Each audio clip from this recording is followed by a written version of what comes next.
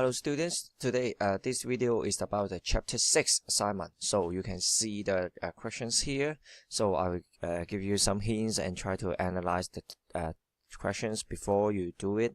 So before we go into the questions, let's talk about related topics, okay, in this chapter. So for the digestive system, enzyme, food absorption and assimilation, you can see that probably we shall see different daily life case studies in this chapter. Okay, all are daily life examples. Okay, the disease of digestive system, and also how can a person lose weight by doing some surgeries, okay, in the digestive system.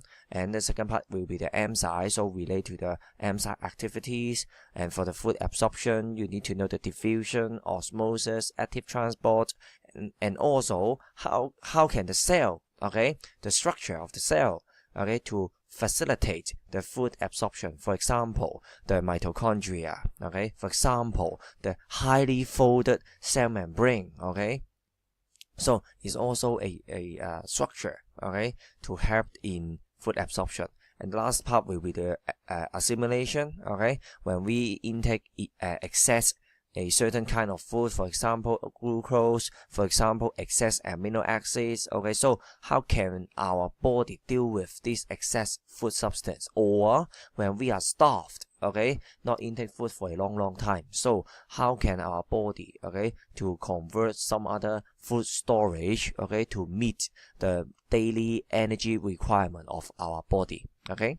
So the MC question 4 and 5, okay, is all about the gastric bypass surgery, okay, for the obese people, okay, a small pouch, okay, at the top of the stomach, and when we ingest the food, okay, the food will bypass the stomach, bypass the duodenum, and directly enter the ileum, okay. So that's the basic concept of this surgery, okay. And question 4, okay, is asking not occur after the surgery, okay. So what you need to think about is that if the food bypass the stomach, bypass the duodenum, okay, will it affect other organs, okay, in the digestive system, okay? Can they perform their normal function, okay, as usual? So we call the principle of the surgery the food bypass the stomach and the duodenum, and also the remember that the stomach, the liver, the pancreas, they are all still here. They are not removed, okay? So think about it. Can we still digest, okay, even with the food bypass the stomach and duodenum, okay? No matter in these two organs, but also, okay, in other organs in the digestive system, okay. So number 5, okay, is that the surgery can help the obese people to lose weight by what, okay. Option A, B is about the time. Option C, D is about the amount, okay, of the food, no matter it is absorbed or undigested food, okay. So one key point I want to remind you is that once we want to talk about losing weight, okay, it's about the energy intake, okay, should be smaller, okay, than the energy output, okay. So when this phenomenon exists, so someone will lose weight. And so what you need to think is that if the food bypass the stomach, bypass the duodenum, okay, what will be the effect, okay, on the energy intake of the obese person?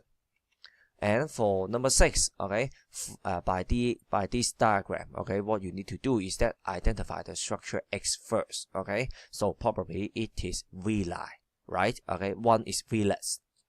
So we call the particular organ, okay, which secrete the particular digestive juice, okay. So this question is very similar to the mini quiz we did before, okay. So just take a look. And for the question 7, okay, it's about the assimilation, okay. How can we deal with the excess carbohydrates, okay, in our body for storage, okay, specifically? So what you need to know is that the assimilation concept, okay, when we deal with excess carbohydrates, okay, for example glucose, okay, what should we do, okay?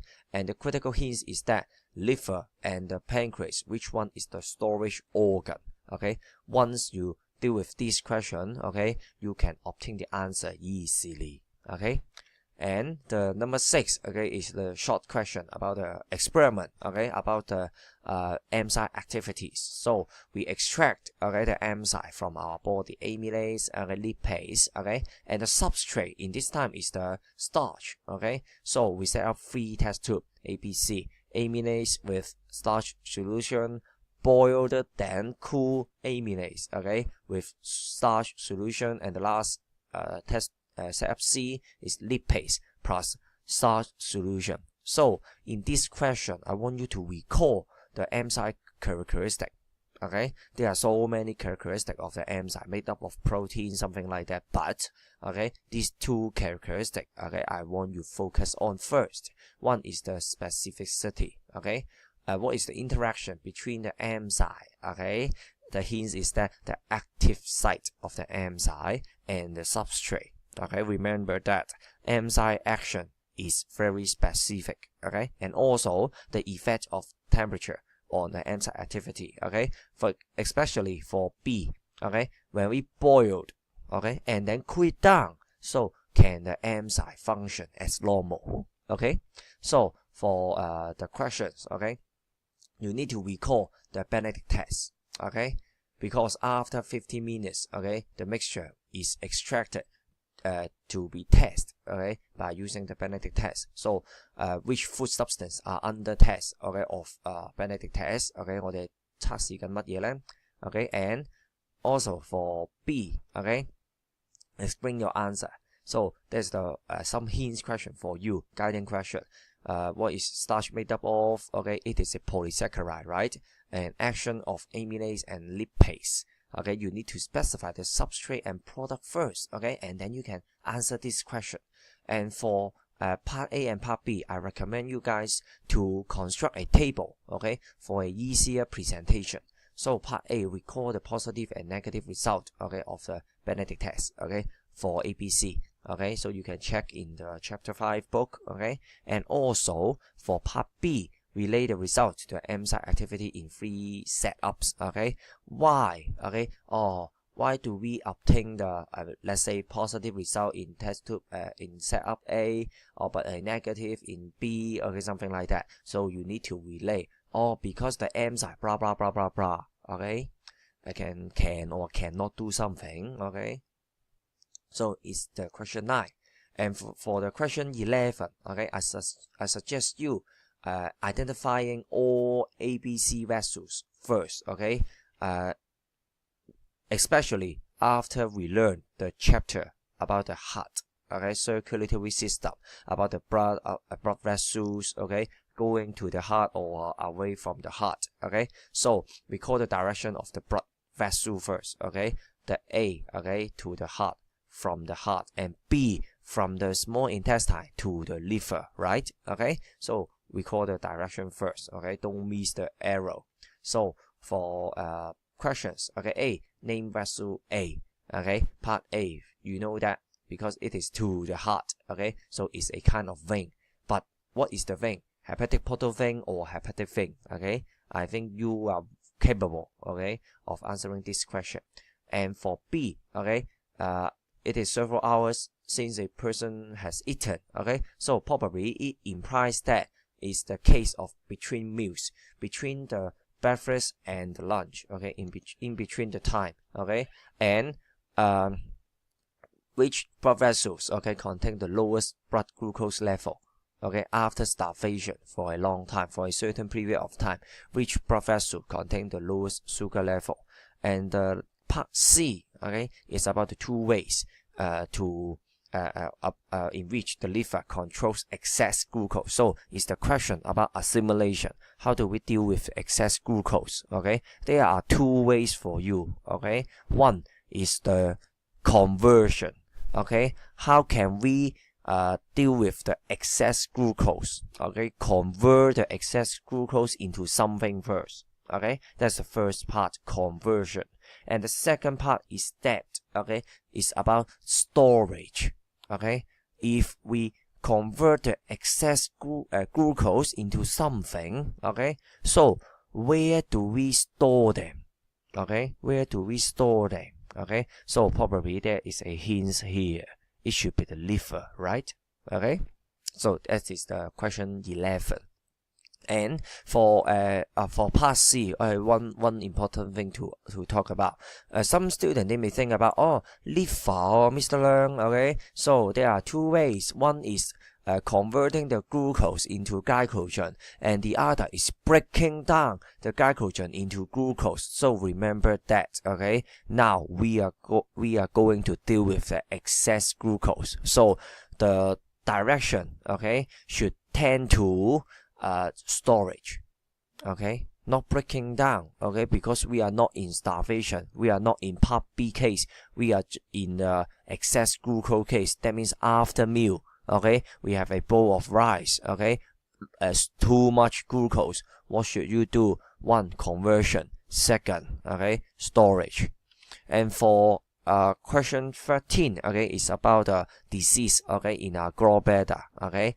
So describe the food digestion, okay, will be affected, okay, if the bowel duct of obese man is blocked up by the gallstone. It's like the question, okay, we did in the in-class activity and also the mini quiz, okay. So when we talk about bowel juice, okay, which kind of food digestion is affected, okay, all food or only one particular type of food, okay. So how food digestion will be affected, you don't need to tell me why, okay, the gallstone is formed, okay, and also recall the function and importance of bowel juice, okay, and what is the consequence of the bowel duct is blocked by the gallstone.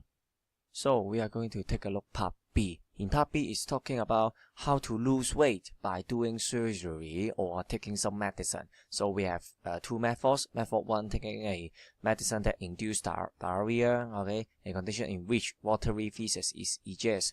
And method 2, okay, we insert a silicone ball, okay, with water, okay, filled, and then into the stomach, okay. So these two methods, okay, we use it to lose weight. So let's take a look for method 1. Okay, method 1 is that taking a medicine that induces diarrhea, watery feces. So for part 1, okay, so what you need to know is that how the medicine lead to rapid removal of the feces. In this part, I want you to recall the movement of the large intestine. How can it move the feces? Okay, by the particular terms, you know it. Okay, the large intestine contract, relax, okay, so what is this movement? Okay, and also rapid movement of the feces means the rapid movement of the large intestine. So you need to recall, okay, what's the name of this movement, okay, and how the medicine affect this movement of the large intestine. And for the second part, for the nutritional point of view, suggests a harmful effect of the medicine in method 1 on the woman's health. So in part B, what you need to think about is that what will the woman lose a lot when suffering with diarrhea.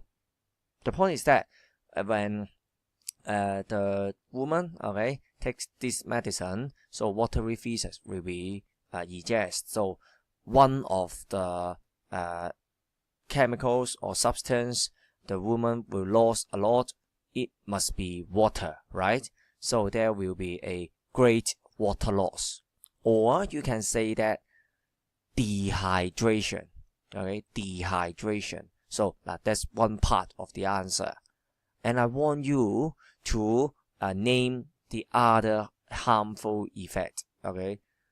So any other substance the woman will lose. So here is a hint. So if someone, okay, is suffering from diarrhea, so the point is that we shall ask them, okay, to drink some Bacardi. Bacardi contains water, okay, but what does the Bacardi contains? A lot as well, to treat the woman after the diarrhea, okay, other than water. What is it?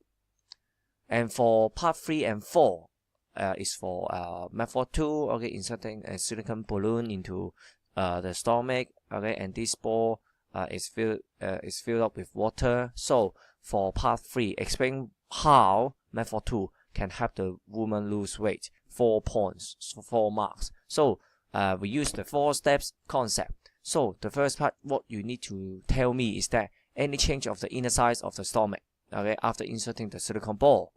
And the other one is that think whether the woman will feel the sense of fullness easier or not. Okay, it's easier for him, for her to feel full, or more difficult for her to feel full, the sense of full. And the third part is that, so it's related to the point 2. What is the change of amount of food eaten, okay, taken by her? So if she feels the sense of full easily or difficultly, so it will affect the amount of food intaking, right? And the last part is that we call the concept of comparing energy intake and energy output is the main concept for losing weight. Okay, so and the part 4, it should be the easiest one. Apart from the above method, suggest a healthy way to lose weight. So that means you need to suggest a healthy way to achieve the goal. Energy intake is smaller than the energy output. Okay, so if you have any other question, so you can leave a message downwards, okay, in the message box, or ask me in WhatsApp. Okay, bye bye.